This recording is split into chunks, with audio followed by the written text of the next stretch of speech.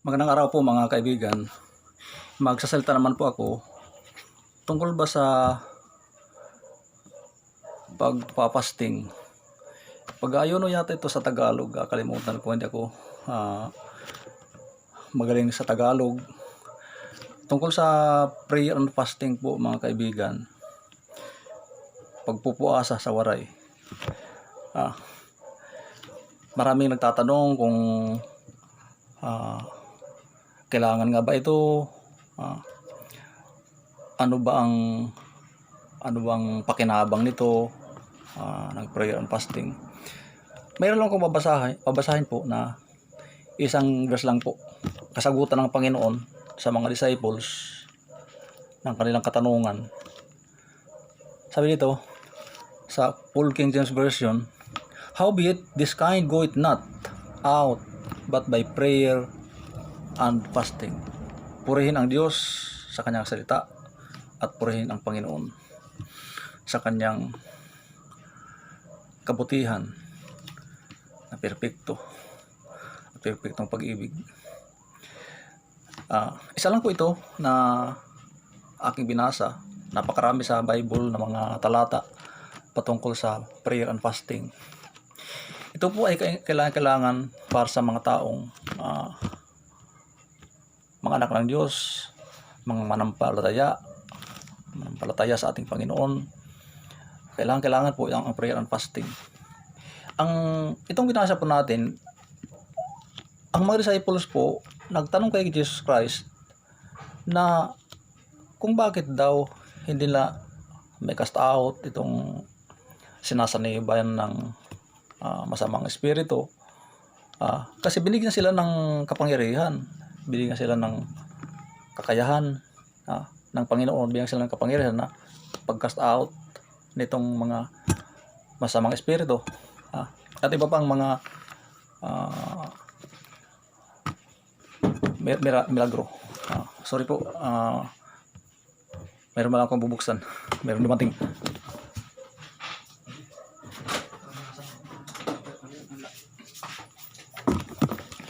So, mayroon dumating sa bahay.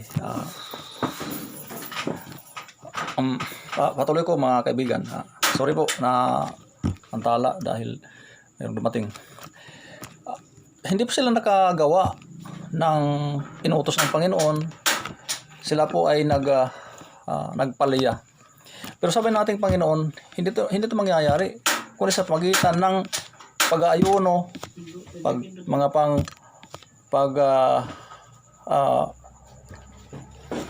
pag-pray, pananalangin, pag-aayuno. Kasi mayroong mga panahon na hirap yung mga Kristiyano sa paggawa ng mga kautusan ng Diyos. At sa mga matitinding problema po mga kaibigan ng mga mananampalataya, mayroong mga bagay na hindi lang prayer ang kailangan, kundi kailangan din parisan ng pag-aayuno o pagpapasting mga kaibigan. So sabi nating Panginoon, sagot ng ating Panginoon dahil nagtatanong itong mga disipulo na, bakit Panginoon na hindi kami nakagawa, na hindi namin napalayas itong masamang espiritu sa tao na yan? Naging powerless ba sila? Mayroon silang pagkukulang sa Panginoon. Alam naman natin bilang tao nagkukulang, pero ito po, isang sekreto po dito. Mayroon mga panahon base sa aking 32 years and 8 months na po dahil natapos na yung February, yung August natapos na. 32 and 8 months na po na akong naglilingkod sa Panginoon.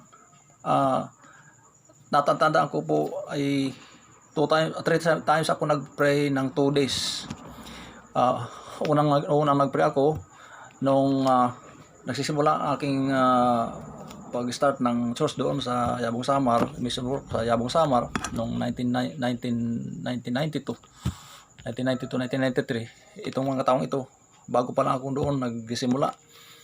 At gusto ko, nais ko na mayroong maakay na kaluluwa. 6 months na ako, walang naakay, walang naliligtas. Alam natin, napakahirap talaga. Mahirap talaga yung pag-start ng mission work.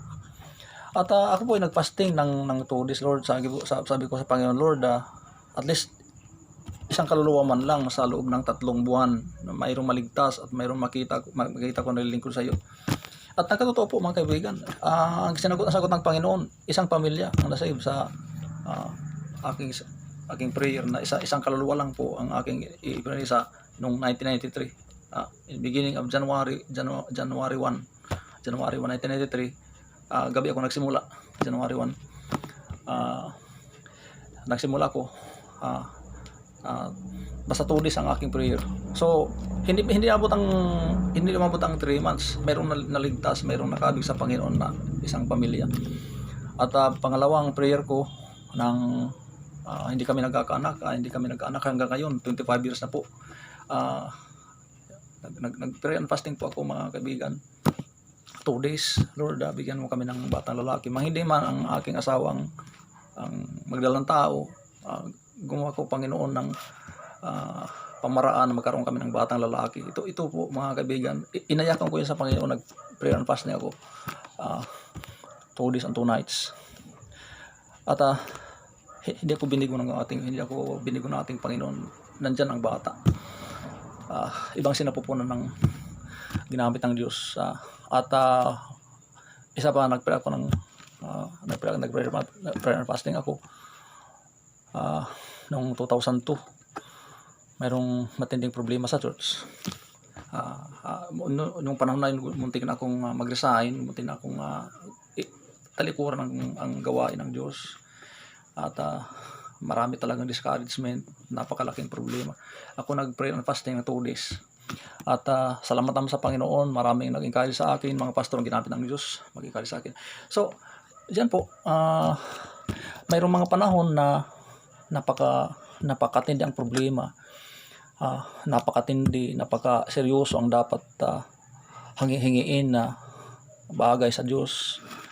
At hindi lang prayer ang kailangan ang fasting mga kaibigan. So magkapares po ito. Hindi lang pag mag-fasting dapat kapares yun ng parisan yan ng seryosong pag-pray sa Panginoon po mga kaibigan. Seryosong pag-pray sa Panginoon, yung seryoso at iiyakan mo talaga ng Panginoon, Lord, please, wala akong magagawa. Lalayas na ako Panginoon kung hindi mo ko tulungan. Gusto ko, ako naniniwala, ako nananampalataya sa iyo, nasa iyo aking pag-asa. Tapos mayroong mga panahon mga kaibigan na pahirapan natin ating sarili. Kasi ang ating tiyan po, gusto ng ating bituka palaging may laman. Gusto natin na palagi tayong nasa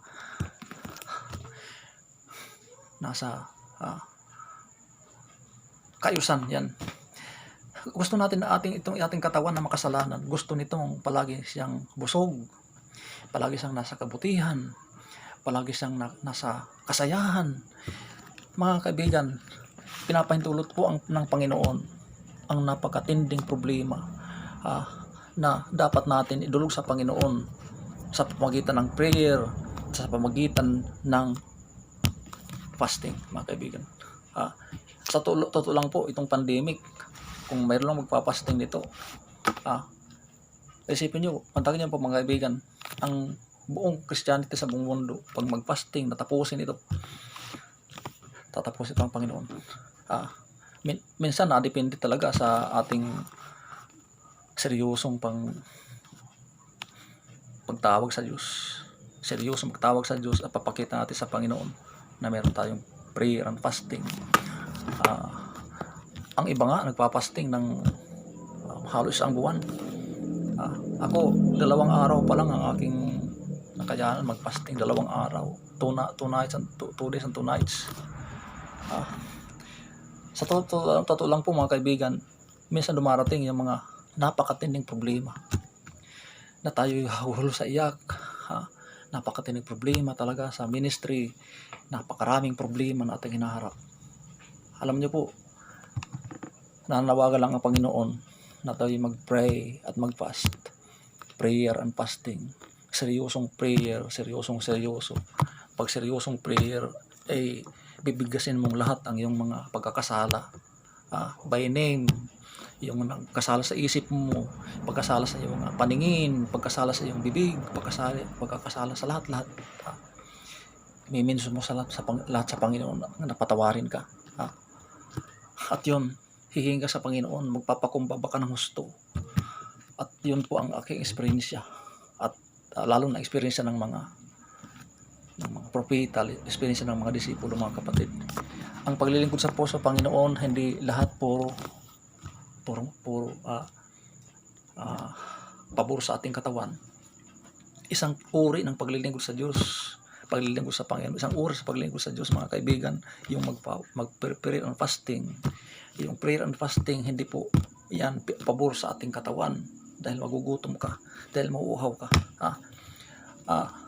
Pag nag-schedule kami ng fasting dito sa aming church, walang tubig yun maghapon.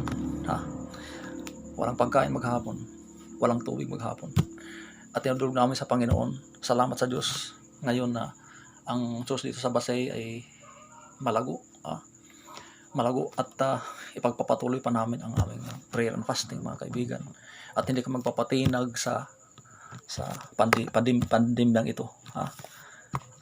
Isa lang po ito na panawagan, call up ng Diyos na tayo magseryoso sa Kanya. Ulit na po, mga kaibigan, pag mayroong mas matinding problema, pag mayroong kang seryosong dapat hilingin sa Diyos, parisan niyo po ng fasting. Seryosong paghingi ng kapatawaran sa Diyos. Seryosong pagpapasalamat sa lahat na maalala mo dapat papasalamatan. Kahit yung kapigatian, kahit yung mga pagsubok, kahit yung mga kahirapan, pasalamatan mo na binigay yun ng Panginoon, pagsubok yun ng Panginoon.